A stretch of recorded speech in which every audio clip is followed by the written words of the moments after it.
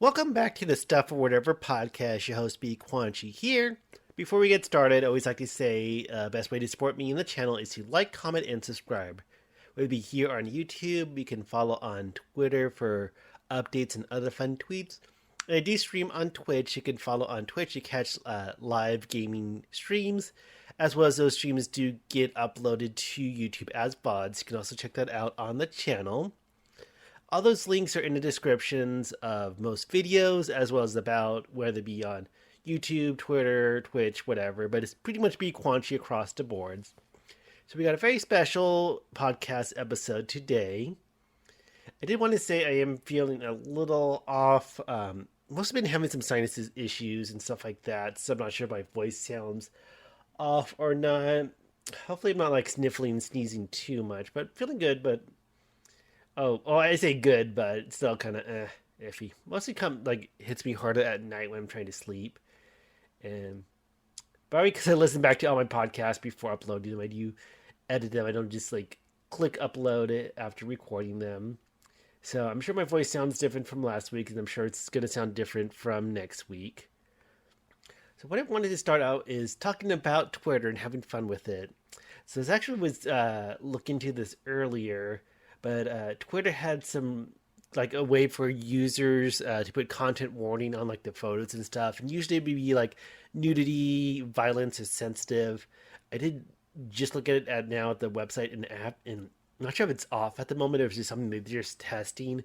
But I think a lot of people were like trolling and all that, like posting pictures that weren't as sensitive or required the warning, like this is like nudity one for like cartoon characters, like animal cartoon characters that are usually naked, or I think the funny one like for violence, it was like someone's cat biting it on their finger and stuff like that. So I think a lot of people were like, kind of like trolling and playing with that. So I'm not sure if that caused any issues, if that's still going to be a thing. Because when I was looking through it, I even tested out on the tweet myself. It was like a little flag symbol, but now I don't see that flag symbol anymore when you can post a tweet. So I'm not sure if it's just like something we're testing out and it's off again, or if they're gonna keep on having. But it was like kind of fun to see like the content warning because basically pretty much blurs up the tweet. I think for the most part it's a photo. I'm not sure if it's. I think it's for videos as well. I haven't seen too many tweets playing with it. But it was like, hey, content warning, this is sensitive, or content warning, this is nudity. Click here to view it. And I'm not quite sure when it comes to like sensitive or violence on Twitter and tweets, but I know nudity has always been a thing in a sense that, yep, it's easy to see that kind of thing. Like when I see like 18 plus like Twitter accounts, usually from people who have scruff accounts or growler or whatever, or grinder or whatever, and on Twitter, it's kind of like, not quite my things. I don't quite follow, 18 plus or explicit things. So I think a lot of times my Twitter is just kind of more for the channel. It's kind of like where I consume media as well. But yeah, like, I don't know. It's kind of weird because I don't have too many interactions with Twitter or tweets, and I'm not sure if that's a good or bad thing. But I did want to also talk about on Twitter like a funny tweet that got some attention. I say some attention, but probably not really much. But it's a recent tweet I did. It was basically replying to. I'll pull it up. It's like that account that does like frames from Family Guy. Let me look that up. Yeah, it's like every Family Guy frame in order, and it was from the episode. I think season one. Oh yeah, it says right there, season one. But it was from the cold opening when they had like the Wheel of Fortune thing, and it says like "go fuck yourself" in the phrase, and you think, oh, it's gonna be "go fuck yourself," but it is "go tuck yourself in." And I made this tweet that the thing about the joke is that in Wheel of Fortune, any remaining letters of the puzzle are blank white squares. Because if you look at this frame, you can't tell that there's a fourth word N. So like, oh, that infuriates me. That and got some. I say some, barely any.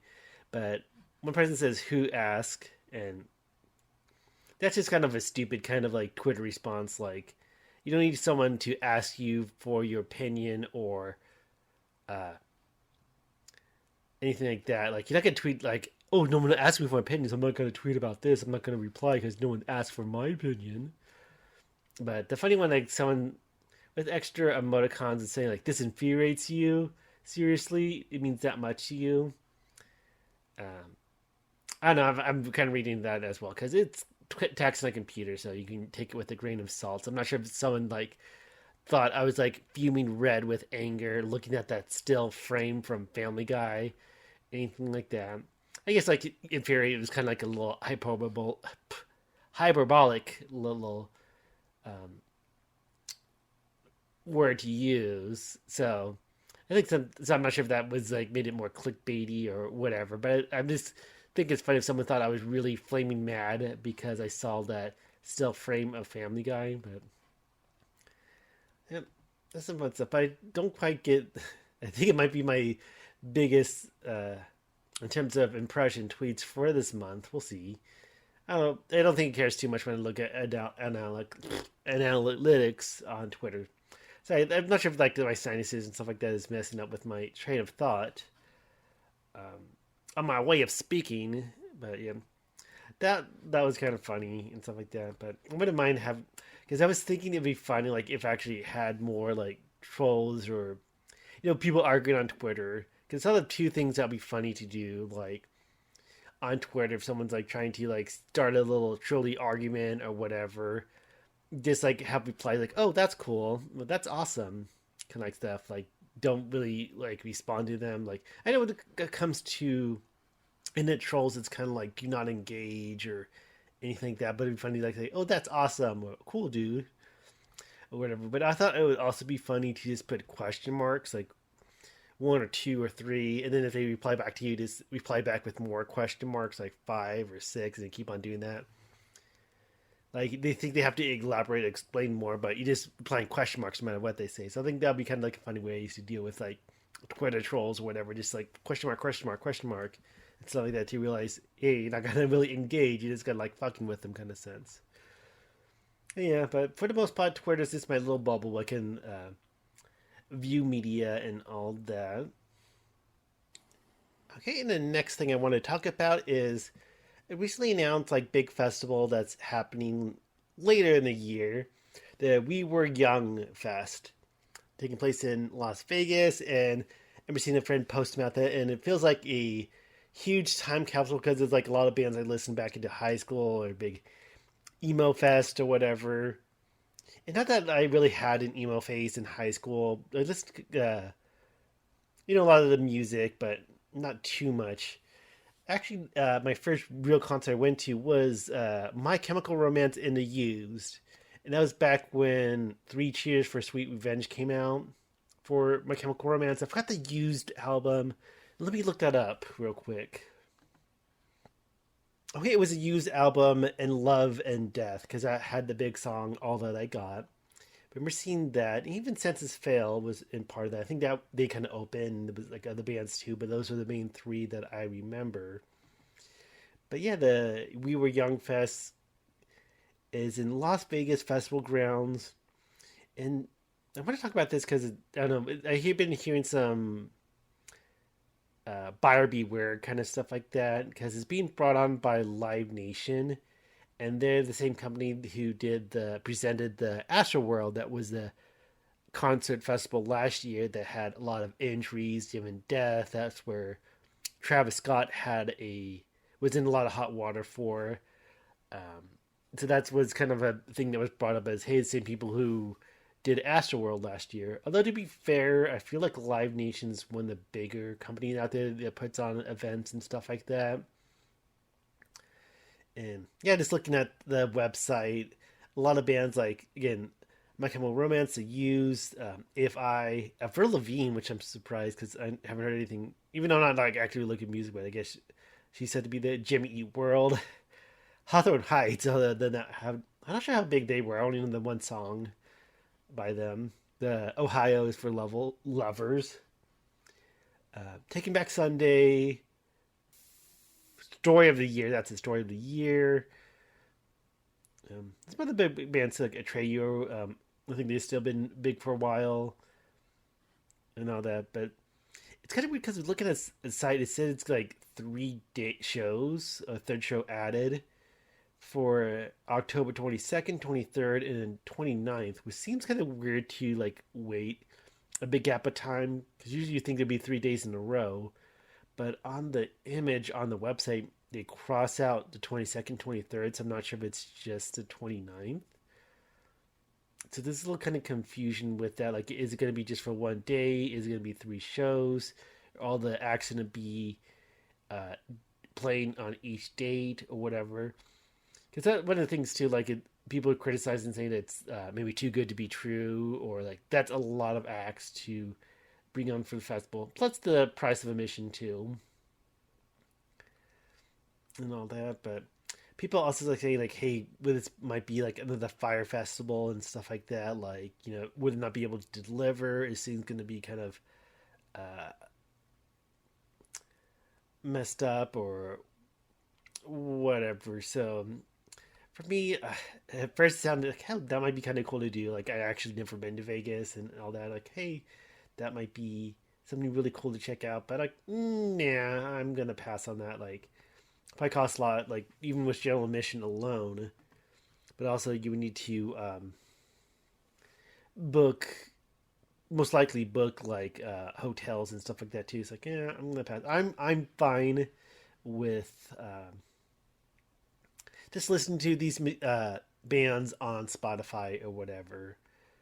That's even though it's going to be much later in the year, but it is kind of weird looking at the website because it seems like there was 3 shows, but then dates are crossed out and all that, and it's not really set days like all bands going to be on all dates, especially with bands I haven't heard of for quite a while. So yeah, and then yeah, I also wanted to talk about like I said, yeah, that was my first concert going to My Chemical Romance and it used, and I've been to other concerts too, like some the actually it's been a good while. I think that's why I was kind of leaning towards this at first. Is that it's been a really good while, not because of the pandemic, because of the pandemic, but it's been quite a while before that too that I actually been to a show. Some of my notable concerts I've been to. Yeah, I don't talk about too much where I live up in Arizona and Phoenix. One radio station has what they call U Fest, and I've been to that a couple times. I know one year, I'm probably like bleeding together, but I know I saw Five Finger Death Punch. I saw Corey Taylor, although he didn't do any Slipknot songs. He did some covers, like he did the cover of the Prince song, "Let's Get Crazy" or "Let's Go Crazy." I forget, but that song, "Crazy" song by Prince, and then also he did the theme song for Cheers, but did also like Sweet and Sour is probably like his main as other band that he fronts. So and then oh, Sick Puppies. I did see them. Is it Sick Pup? Yeah. For some reason, I get that confused because I had a friend who was really big into Skinny Puppy, and that's a totally different sound. But yeah, Sick Puppies. And I remember Sick Puppies did a cover of the Destiny Child song "Say My Name" as well as the other song too. And I also saw Powerman 5000, which I didn't realize that the front man for Powerman 5000 is, I think, cousin, or at least he's related to Rob Zombie. It kind of makes sense, but I remember like look at the radio stations like behind the scenes or whatever photos from the festival. They with Rob Zombie, I guess. Yeah, that's how I think even the DJ said that like on look at the when listening to radio like a couple days afterwards they talk about it and stuff like that. But yeah, Rob Zombie is related to the guy and Powerman 5000. Also, I did also remember I saw Steel Panther. That's it. I was worried I get this wrong, but Steel Panther. But it's funny because it did like a thing like they were parachuting from a plane above the festival. I'm sure it was like completely different people. Like it was just like all for show, and they come out stage. But it was like they were like parachuting, but you can't really say like, hey, that's actual the band members. But I did also see Steel Panther in concert. I think I kind of like the festival vibe too, because you don't have to worry about like seating and usually the price isn't too bad. Easy to get like food or all that.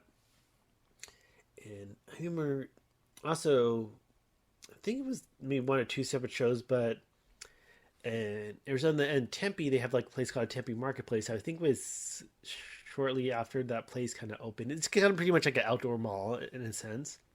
But I know the same radio station hosted other free concerts, which was cool. But I did see Hoobastank there as well as Rev Theory. I guess other last concerts I saw was probably one of my favorite ones is I saw Motorhead.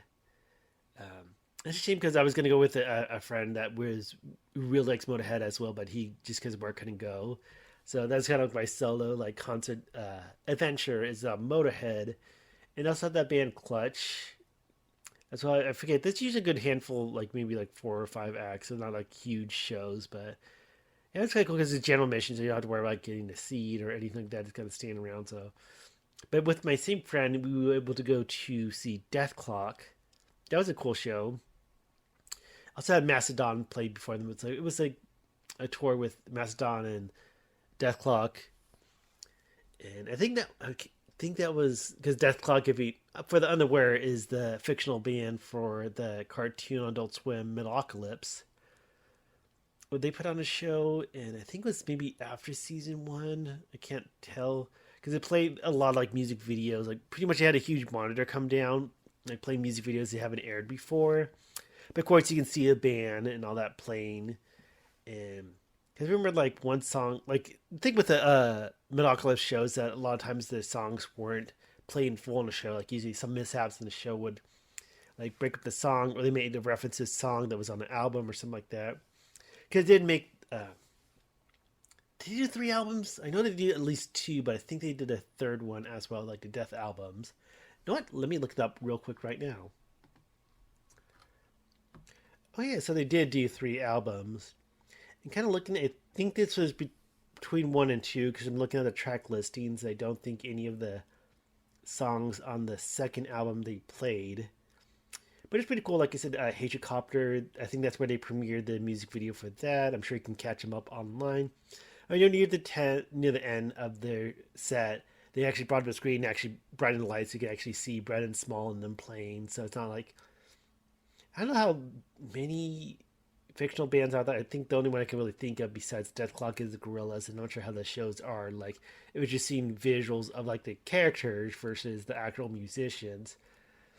But yeah, that was really cool to see on that. But aside that, it's still been a pretty good while since I went to a show or a concert. But yeah, thinking of this when we were young fest and all that, and yeah, I think that's gonna be a hesitant pass on it. So seems cool, but we'll see what happens with it because I think that's also one of the big criticisms like people were concerned about. If is it too many acts? Is it too good to be true? Is it going to be like Astro World? Is it going to be like Fire Festival? Whatever. But one thing that's kind of concerning is that there's no ticket refunds. Like I think the only way for also as a final. I think the only way to get a refund is if the festival's like rescheduled, delayed, or canceled and stuff like that. Then you can get refund. But also it's fine. It kind of gives me that big buyer beware kind of vibe to it, but my 2.5 cents regarding that. So it sounded pretty cool, but don't think it's going to be something I'm going to be going to. Okay, then I also want to talk about on this podcast is a cartoon I love that's pretty new. I'm not sure if I mentioned it a little bit last podcast, but I want to talk about Smiling Friends because it's I'm probably repeating myself because I'm like looking through it. I don't think I put it in the description, but Smiling Friends had I'm pretty sure I did at least talk about it. Because what they did is that they aired the season early, although they're still, re-airing all the episodes too, because I think they're rushing it to get to HBO Max.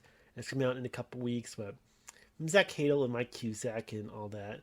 A lot of like Newgrounds people as well in terms of like voice acting and animation, and I'm glad it's getting a lot of love and like. I did bring it back up because I did make a little video for my channel called Smiling Friends Season 1 Super Abridged. I just kind of had fun like going through the episodes and putting clips from each episode to kind of like really compress it. Although I've been seeing on YouTube like compilations like out of context or them screaming or Charlie or Pam or whatever, and like they're getting thousands of views. I'm not sure if my video is going to get that attention or not. Although I did turn off monetization because I feel weird about doing that for um, content I don't really have much in terms of creating and stuff like that. Just kind of editing that. So that's on the channel if you want to check that out. And I'm glad it's getting a lot of love. I'm not sure if this word out about future seasons. Let me try to look that up real quick. I'm not seeing anything like really official, at least looking like on Wikipedia and looking online, that season two has definitely been confirmed. Other people are like saying that it's very likely, especially how well received it is, and all that. And I'm because I was kind of like worried if like kind of looking at my. Sometimes when you have like these little bubbles in Twitter, it's like, hey, you don't see this, you don't see that, because it feeds you what you want to see in terms of like uh, content or what you react to. So I've been seeing a lot of like positive like fan art and stuff like that about Smiling Friends, but hopefully we see a lot more of it. It seems like probably one of the biggest new shows from Adult Swim. And I think even like not besides like people on Twitter and your everyman, I think other uh, reviews about it have been pretty positive in terms of like other outlets that review content and stuff. I did remember seeing like annoying like uh Spine Friends in stuff like that. Like they were like comparing to like, oh, it's not Family Guy, it's not like freaking Morty, or it's not like Big Mouth. And yeah, that's the what we need is another Big Mouth and stuff like that. Like where there's news article like, hey, this is different, so it's not good. We can't like it because it's not mainstream enough. It's not like follows that formula of adult animation. That's my voice. We look. I see Rotten Tomatoes, and we'll see. It has a pretty high 95. I'm looking at it for at least average audience score. So, yeah, it seems to be doing really well. I see a lot of positive things about that. And I even seen like the same article I was kind of like do my funny voice talking about is that they're saying like the first episode they're making suicide a joke because that's the first episode is that chip a guy like he's like old and like the funny thing is that he's holding the gun to his head throughout the whole episode. But the joke is that the episode kind of set up. Oh, they're gonna cheer up a little kid. It's a little boy. At least that's what they assume. And then when they like walk into the room, like oh shit, it goes really dark and stuff like that. So I think that's that quick like twist in terms of like change of tone, like cheating up a sad little boy versus this middle age or beyond middle age guy is like contemplating suicide and self harm and all of that. A good episode, but Desmond Big Day Out is the first episode, unless I'm mistitling that, but pretty good. It's like I said, it's coming to HBO Max, I believe, on the 9th. If you have cable, you can watch on Adult Swim app, website, and all that, and on Adult Swim. But definitely recommend checking that out. It's been a lot of fun watching it. I've been excited about it because I know it was going to come out fall last year, and they said, oh, it's going to be pushed back, but fortunately, it was just for a few months. So hopefully, we see a lot more of Smiling Friends. Okay, and kind of the last thing I want to talk about for this podcast is that for some reason I've been having some weird dreams lately. I'm not sure if it's because I've been having some sinus issues too, and trouble sleeping. So I take over the counter a sleep aid, which is diphenhydramine with basically Benadryl, which is kind of funny. Like they label as sleep aid, but it's like literally the same strength, same ingredient as Benadryl or other allergy medications. Like I've had sinuses, maybe the allergy medication would help as well.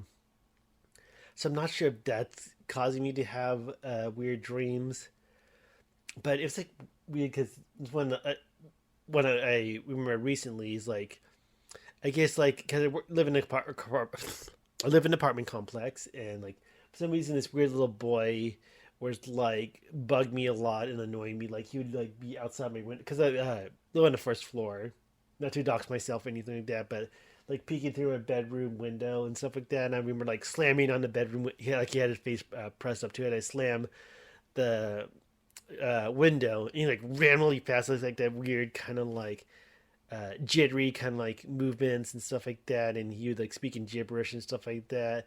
So it's like annoying kid. I'm almost thinking like if I got so mad, like I was chasing after him, like I was gonna like hit him or beat him or something like that. I can't even remember if I did. And then like I remember his mother like kind of confronting me, but being like from a distance, like yelling at me, like "Stay away from my kids, my son and my daughter." And this is the weird part about the dream is that the daughter was like had a condition where she looked really really old. Like in my dream, like the mother could have been like I'm pretty sure it was like the mother, but she almost looked like she could be like a grandmother, like in her 60s or something like that. But the daughter was like short, like me, 4 feet tall, but looked like she was 80, like she was like old and wrinkly and all that. But had the movements of like a young kid and stuff like that. Like she would like run and hide behind a mother, make like also like gibberish like noise, like not really talking, but seeing this weird like really old lady looking person, but they like acted like a child and moved like a child and stuff like that. But yeah, I'm not sure why I had that kind of dream. This thing, because like I said, a little boy that was annoying me. Besides like moving really fast and annoying me, um, looked like a normal like kid, like in like 10 years old or younger, or stuff like that. Uh, but God, I just remember this being really angry and mad and irritated and stuff like that. And then also had another dream. I think this was even last night. Like for some reason, I was visiting family during the holidays, like before Christmas. Usually I do after, but I was like making fudge. Like I'm guilty of using those fudge kits that have all the stuff with you. Like it's pretty much just simple like chocolate chips, marshmallows, and condensed milk, and you add a little butter or something like that. But somebody's like, "Oh, this is really good fudge that Brian makes." Like Brian makes this amazing fudge, and I'm like, "Okay, I'll make more." To a point, like I was helping my mom make like gift baskets or stuff like that for our neighbors and stuff like that. But it's like, "Oh, Brian's fudge is the best." And I was like cutting them up and like to make put like fancy little wrappers on them or stuff like that. For some reason, it's like making and packing fudge was a dream that everyone like I don't know. That's the one thing weird with dreams. Like they probably like go on longer and you just remember small segments and all that. But I'm sure I have more. But I don't know if it's even worth like having a dream diary because a lot of times my dreams like aren't too crazy or a lot of times it is like boring everyday life, but just some twist to it, like being back in school or whatever. But I think just like seeing like a really old lady that was like a 10-year-old girl who looked like she was 80 years old. It was like probably the weirdest part of the dream. On that, but I just remember like the gibberish talking and kind of like fast movements and all that. Yeah, but I think this might do it for the podcast this week. I'm not sure how long it's going to be once I'm done editing it because I did take a little breaks, look up stuff as well for the podcast. So maybe a little off day for me. I do plan on streaming, which again, you can follow on Twitch for streaming and catch those VODs on the channel. But yeah, just, I don't know. It's like when I think like you don't really have an audience or anything like that. And you kind of like, hey, should I keep doing this? Should I not? So we'll see how the podcast goes. Because I did take a recent break for just like time off. But I'm wondering if making a hiatus and just focus on streaming or not. Like, I don't know. Because I mentioned this before and I'll say it again. Is that it'd be kind of fun to have more to it than just thinking of whatever and stuff to talk about or stuff or whatever. That's the podcast name. But more like interactive or more like advice giving or more of a solid structure, especially if it involves engagement where I can kind of, you know, react to content stuff or like react to content or people or all that versus just like grabbing stuff from thin air and filling in the podcast and dead space and stuff, whatever.